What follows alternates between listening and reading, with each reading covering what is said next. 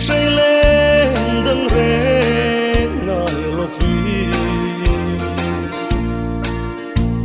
chùa năm muôn đấng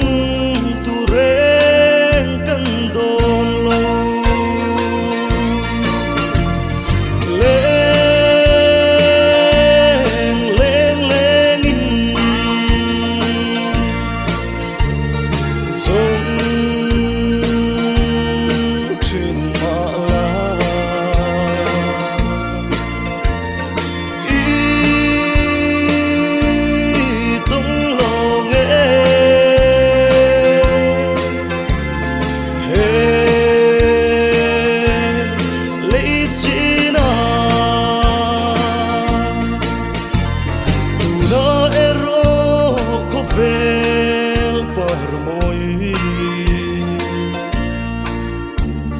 say du lai chọn bana an ca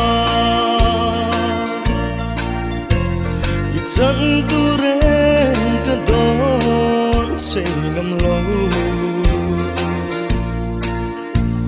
ka say du lai la mong lo le dro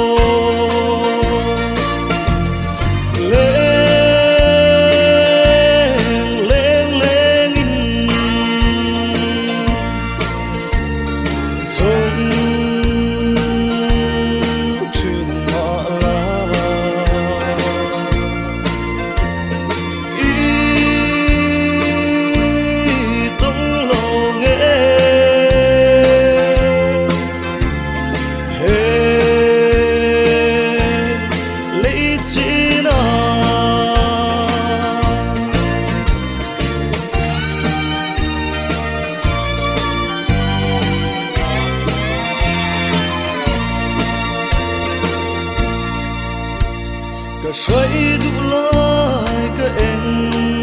chim lo te khoya chuan lai khum zal trin chamo i chu le zua yang re ngai tu van huai he lei chi la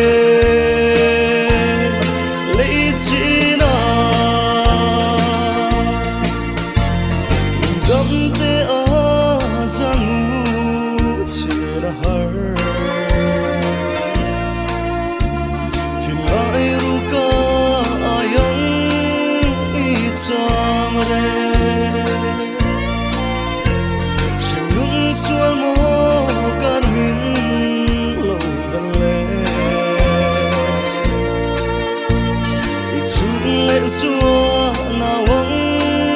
kan cho pe